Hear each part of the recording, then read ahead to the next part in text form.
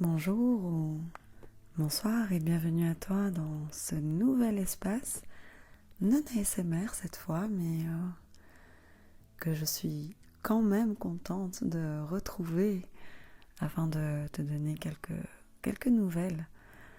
On arrive tout doucement sur une belle fin d'été qui se termine avec un beau soleil dans le ciel, donc ça c'est agréable en tous les cas par ici. J'espère que chez toi il fait tout aussi agréable, qu'il y ait le soleil ou pas d'ailleurs. J'espère aussi que tu as passé un été ressourçant, en tous les cas que tu as gagné en vitalité pour pouvoir tout simplement traverser ces saisons qui vont arriver doucement et comme l'automne, comme l'hiver et qui vont arriver certainement avec leur lot de défis. J'espère aussi que si tu es rythmé par la rentrée scolaire comme moi, quelque part, j'espère que cette rentrée s'est passée avec, on va dire, de la simplicité, de la fluidité, de l'aisance. Voilà, vraiment, moi, c'est une partie de ma réalité actuelle qui a été assez challengeante. Il a fallu dépasser certaines contrariétés, certaines incompréhensions et faire un travail de rester, on va dire, équanime face à des formes d'adversité. Et voilà, l'enseignement que je tire vraiment pour cette rentrée en ce qui me concerne, c'est comment est-ce que malgré parfois les nuages apparents dans le ciel, c'est-à-dire malgré certaines difficultés qui viennent nous chercher très très loin dans nos tripes et dans nos peurs, dans nos parts de doute, etc. Comment est-ce que malgré ce ciel nuageux, le soleil est toujours derrière, il brille toujours, toujours, toujours, et comment est-ce que du coup, dans cette adversité, comment est-ce que je peux retourner à ces espaces où brille le soleil à l'intérieur de moi, ces espaces où il y a un rayonnement, une paisibilité, une tranquillité. C'est vraiment comment danser sous la pluie, quoi. C'est vraiment voilà, vraiment comment est-ce que je garde l'envie, la capacité, l'élan de malgré tout rester connecté à une certaine forme de joie. Voilà, ça c'est vraiment pour ma météo un petit peu de la rentrée. Et à côté de ça, il y a de très très belles choses qui se passent. Alors très rapidement, ce qui explique un petit peu, je vais dire, un certain ralentissement de mon activité ASMR. Un ralentissement, je mets des guillemets parce que bon, tu auras remarqué qu'avec la fréquence de mes publications, je suis plutôt dans une approche un peu slow des choses.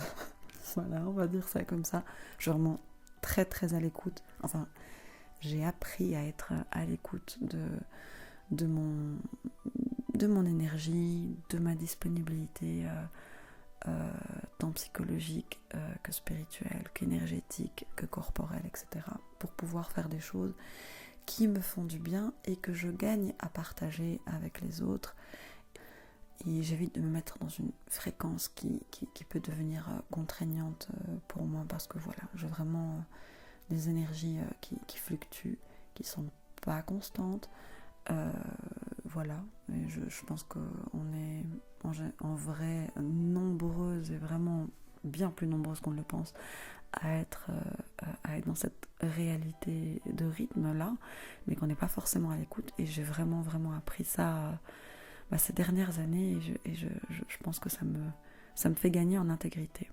Et donc c'est ce qui explique un petit peu le côté slow des temps où je publie mes vidéos. Mais en plus de ça, cet été, ce qui s'est passé pour moi, c'est que j'ai commencé des formations, entre autres en naturopathie, à l'outil des énéagrammes, qui me tenait vraiment très très à cœur depuis au moins 2012, et en Ayurveda. Et voilà, je dois dire que pour moi, ce sont des disciplines et des approches qui sont une vraie révélation, une vraie joie et une passion de pouvoir approfondir mon savoir, mon intérêt, ma connaissance dans ces disciplines. Mais du coup, ça prend un peu du temps, en fait. Et de ce fait, les priorités ont un petit peu bougé pendant un temps. Voilà, donc ceci expliquant cela, maintenant, c'est vraiment une question de retrouver certains repères, une temporalité qui soit écologique pour moi et qui puisse me rendre disponible pour relancer mes publications ASMR, parce que j'éprouve une joie à le faire. Ça me nourrit beaucoup de pouvoir partager des messages qui soient inspirants, avec des images aussi qui soient inspirantes, connectées à ces messages. Et voilà, c'est quelque chose qui nourrit aussi, on va dire, un besoin de créer et de partager. Ça je l'ai déjà dit, partager le beau, quoi. Ça, c'est des valeurs qui sont importantes pour moi. Mais voilà, c'est comme je te le disais, ceci expliquant cela, c'est vraiment plus qu'une question de temps, voilà. Et en parallèle à ces nouvelles, j'ai vraiment à cœur joie, est-ce que c'est comme ça qu'on dit ? Oui, j'ai à cœur joie, il me semble. Tu me corrigeras si je me trompe. Hein, ça peut arriver comme ça quand on prépare pas les choses et que voilà, on est dans le flow et qu'on s'exprime simplement avec le flow qui nous traverse. Bon, voilà, ça peut arriver, c'est finalement pas très important. Mais voilà, en tous les cas, j'ai vraiment une grande joie, disons cela comme ça, de t'annoncer ici que je lance mon premier cercle de femmes ce mardi 22 septembre. Je suis vraiment très très heureuse de cette initiative, de ce projet. Ça aussi, c'est une des choses qui a fait que j'ai pu être un petit peu moins présente, parce qu'il a fallu préparer un petit peu quand même cette rencontre. C'est quelque chose qui me trotte dans la tête depuis des années. À chaque fois que j'ai fait un travail de fin d'études, un mémoire, comme on dit ici en Belgique, j'ai toujours trouvé le moyen de cibler les femmes, on va dire, dans mon champ de réflexion, d'observation, d'étude. Et voilà, comme je te le disais, j'ai animé de nombreux ateliers, de nombreuses activités. Je continue actuellement à organiser des cercles de méditation, de lecture autour d'ouvrages et de traités spirituels, mais dans la mixité, et c'est très très bien, c'est une joie de pouvoir le faire aussi. Mais malgré tout, j'avais cet appel du féminin, cet élan à participer à quelque chose de l'ordre de l'éveil ou de la réappropriation ou d'une forme d'émancipation, quelque chose de cet ordre-là, et parce que ça répond à mon propre cheminement. Et voilà, aujourd'hui ça fait complètement sens de partager mon expérience, de témoigner finalement d'un chemin d'existence qui se poursuit d'ailleurs, qui est pas fini. Et d'après ce que je comprends et de ce que je sais de certaines sagesses et de certaines personnes inspirantes qui ont un âge avancé, c'est un truc qui se finit pas. Donc bonne route à nous, mais quoi qu'il en soit, à cette étape du voyage, eh bien moi je ressens ce besoin, cet élan de contribuer à une réconciliation quelque part entre différentes polarités qui nous habitent. Et comment est-ce que ça va se traduire ?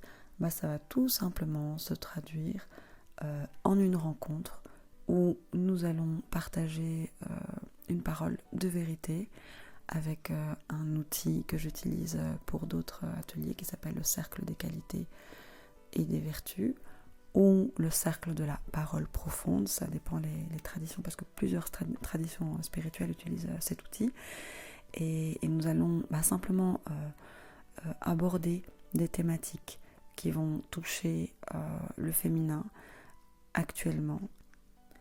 Et puis on va aussi s'outiller d'approches plus corporelles, plus créatives, pour aller un petit peu explorer les différentes facettes de ce féminin qui nous habite et le rencontrer et pourquoi pas se l'approprier, évoluer avec, l'apprécier.